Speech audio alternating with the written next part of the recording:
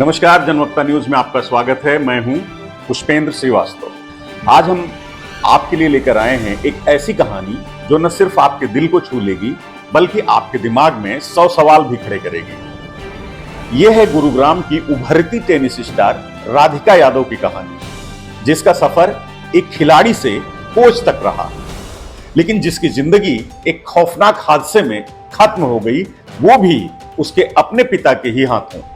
क्या थी वो वजह जिसने एक पिता को अपनी ही बेटी का हत्यारा बना दिया? क्या ये सिर्फ सामाजिक ताने थे या इसके पीछे छुपा था कोई और गहरा रहस्य? आए दिन इस केस में नए खुलासे सामने आ रहे हैं जो इस रहस्य को और उलझा रहे हैं। तो चलिए चलते हैं गुरुग्राम की उन गलियों में जहां हर कोने में छुपा है एक नया ट्विस्ट। लव जिहाद के बारे में बात हो रही है, आपके पास किसी के पास कुछ प्रूफ क्यों नहीं है? लव जिहाद, वो किसी से बात भी नहीं करती थी, उसके घर पे इतनी ज्यादा रिस्ट्रिक्शंस थी, बट वो बहुत टाइम से ना अपने घर पे सफर कर रही थी। बहुत ज्यादा उसको ना घर पे बहुत ज्यादा घुटन महसूस होती थी, क्योंकि ऐसे कौन ही रहना चाहेगा यार। राधिका यादव 25 साल की एक ऐसी लड़की जिसका नाम गुरुग्राम के टेनिस कोर्ट्स में गूंजता था। 23 मार्च 2000 को जन्मी राधिका ने बचपन से ही टेनिस रैकेट थाम लिया था। स्कॉटिश हाई इंटरनेशनल स्कूल से पढ़ाई पूरी करने के बाद उसने टेनिस को अपना जुनून बनाया। इंटरनेशनल टेनिस फेडरेशन यानी ITF में उसकी डबल्स रैंकिंग 113 तक पहुंची थी और हरियाणा में भी वो वुमेन डबल्स में 5वें स्थान पर थी। उसकी तेजी, अनुशासन और मानसिक मजबूती उसे एक उभरता सितारा बनाती थी। लेकिन 2 साल पहले एक टेनिस मुकाबले में कंधे की चोट ने उसके कैरियर को झटका दिया। खेल से दूर होने के बावजूद राधिका ने हार नहीं मानी। उसने गुरुग्राम के सेक्टर 56 में टेनिस कोर्ट्स किराए पर लेकर कोचिंग शुरू की, जहां 50 से ज्यादा बच्चे उससे ट्रेनिंग लेते थे। ये कोई उसकी अपनी अकादमी नहीं थी, बल्कि वो अलग अलग जगहों पर कोर्ट्स बुक करके कोचिंग देती थी। राधिका सिर्फ एक खिलाड़ी नहीं थी, बल्कि एक प्रेरणा थी, एक ऐसी शख्सियत जो अपने सपनों को जीती थी। लेकिन इस चमकते सितारे की जिंदगी में एक अंधेरा साया भी मंडरा रहा था, उसके अपने पिता दीपक यादव के रूप में। राधिका का परिवार गुरुग्राम के सुशांत लोक में एक 2 मंजिला घर में रहता था। दीपक यादव, राधिका के पिता, एक प्रॉपर्टी डीलर। उनकी सालाना आमदनी लाखों में थी, किराए से भी 5-10 लाख रुपए आते थे। दीपक ने राधिका के टेनिस करियर के लिए दिल खोलकर खर्च किया था। विदेशी ट्रेनिंग, महंगे रैकेट्स और स्पोर्ट्स गियर पर कुल मिलाकर लगभग 2.5 करोड़ रुपए से भी ज्यादा। लेकिन जैसे जैसे राधिका की पहचान बढ़ी, दीपक के मन में एक अजीब बेचैनी भी पनपने लगी। राधिका न सिर्फ टेनिस कोर्ट पर चमक रही थी, बल्कि सोशल मीडिया पर भी उसकी मौजूदगी बढ़ रही थी।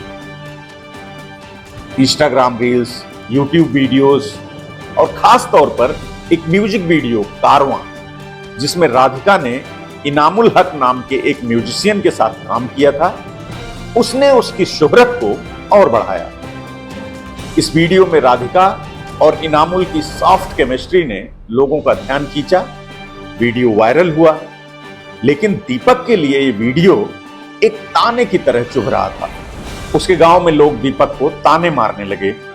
बेटी की कमाई खा रहा है, बेटी की आजादी को कंट्रोल नहीं कर पा रहा है। दीपक ने पुलिस को बताया कि ये ताने उसे मानसिक तनाव दे रहे थे। लेकिन क्या ये ताने ही हत्या की वजह थे या इसके पीछे कोई और राज छुपा था? पता नहीं था कि मैं इस चीज के बारे में इतनी जल्दी बात करूंगी, बट मेरे पास कोई और चॉइस नहीं है। कल ही मैं उसकी बॉडी देख कर आई हूँ। वो जो एक कमर्शियल वीडियो उसकी चल रही है, वो एक बस नॉर्मल म्यूजिक वीडियो थी जो उसने आई गेस 1-1.5 साल पहले शूट करी थी, एंड उसके खुद के फादर ने उसे ड्रॉप करा था। उसके अलावा भी उसके काफी ज्यादा शूट्स थे, एंड फिर धीरे धीरे करके वो सब चीजें बंद हो गई, बिकॉज उसके पेरेंट्स बहुत ज्यादा ऐसे थे कि लोग क्या कहेंगे।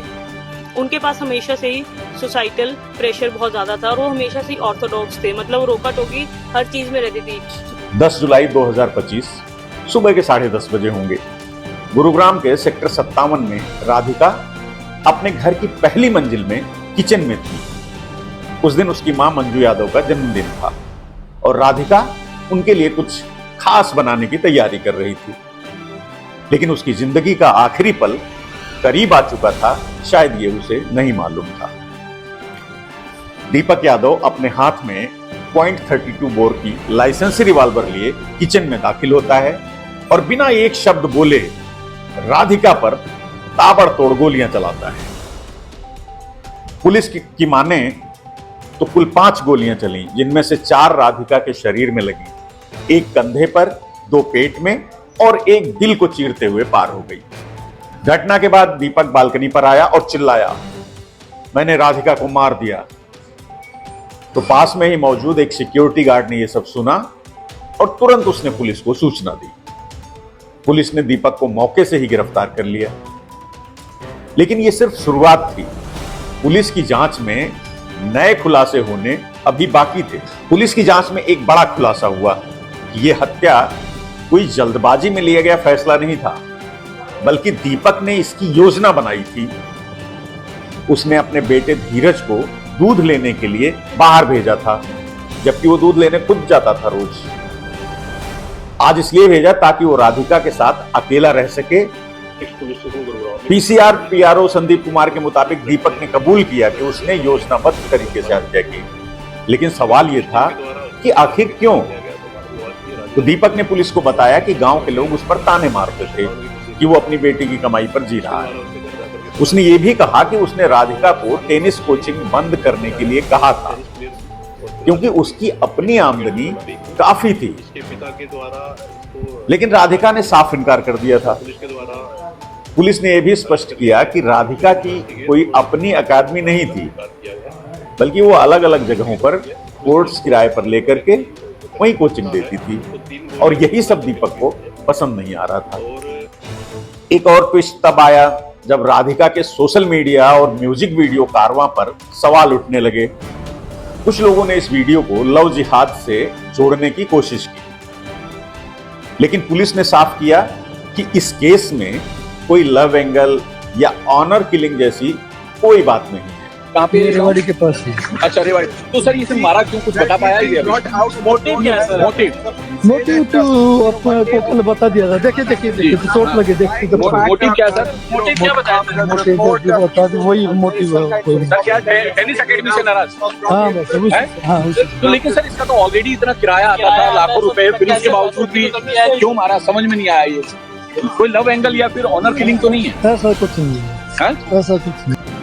इनामुल हक, जिसने राधिका के साथ वीडियो में काम किया था, उसने कहा कि उसका राधिका से सिर्फ प्रोफेशनल रिश्ता था और वीडियो शूट के बाद उससे कोई बात नहीं हुई।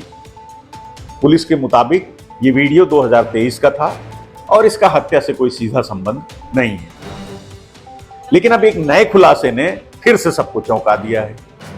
राधिका की एक दोस्त हिमांशिका, उसने एक वीडियो जारी किया। उसमें उसने बताया कि दीपक बहुत कंट्रोलिंग था राधिका को लेकर के। राधिका को तस्वीरें खींचना और वीडियो बनाना पसंद था, लेकिन उसने सब बंद कर दिया था, शायद पिता के दबाव में। पुलिस सूत्रों के मुताबिक राधिका ने अपने सोशल मीडिया अकाउंट्स काफी पहले ही डिलीट कर दिए थे। लव जिहाद के बारे में बात हो रही है, आपके पास किसी के पास कुछ प्रूफ क्यों नहीं है? लव जिहाद, वो किसी से बात भी नहीं करती थी, उसके घर पे इतनी ज्यादा रिस्ट्रिक्शंस थी, बट वो बहुत टाइम से ना अपने घर पे सफर कर रही थी। बहुत ज्यादा उसको ना घर पे बहुत ज्यादा घुटन महसूस होती थी। राधिका की मां मंजू यादव, उनकी चुप्पी ने भी रहस्य को और गहरा कर दिया है। वो घटना के वक्त घर में ही थी, लेकिन उन्होंने कोई लिखित बयान देने से इनकार कर दिया। ये कहा कि मुझे बुखार था और मैंने कुछ देखा ही नहीं। लेकिन पुलिस को शक है कि मंजू कुछ छुपा रही हैं। दीपक के भाई विजय यादव ने बताया कि दीपक ने उनसे फोन पर कहा, भाई मैंने कन्यावध कर दिया, मुझे भी मार दो। यह बयान दीपक के मानसिक तनाव को दर्शाता है। लेकिन क्या यही पूरी कहानी है? हमारे 6 बरामद हुए हैं।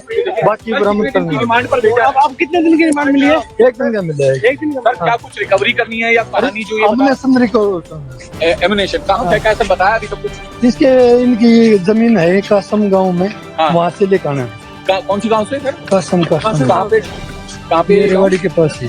अच्छा रेवाड़ी। तो सर इसे मारा क्यों, कुछ बता पाया ये? मोटिव क्या है सर? मोटिव तो अपने को कल बता दिया था। देखिए चोट लगे, देखिए मोटिव क्या है सर? मोटिव क्या बताया? मोटिव बता दे। 12 जुलाई 2025 को गुरुग्राम कोर्ट ने दीपक यादव को 14 दिन की न्यायिक हिरासत में जेल भेज दिया। पुलिस ने एक दिन की रिमांड के बाद दीपक से और सवालों के जवाब लेने की कोशिश की, लेकिन अब वो भोंडसी जेल में बंद है। पुलिस ने रेवाड़ी में दीपक की जमीन से 6 जिंदा कारतूस भी बरामद किए, लेकिन हत्या में इस्तेमाल हुआ रिवॉल्वर अभी तक नहीं मिला। राधिका के पूर्व कोच के साथ उनकी चैट सामने आई है, जिसमें उसने घर में बहुत रिस्ट्रिक्शंस होने की बात कही थी। उसने दुबई और ऑस्ट्रेलिया जाने की योजना भी बनाई थी और अपने पिता से इस बारे में बात भी की थी।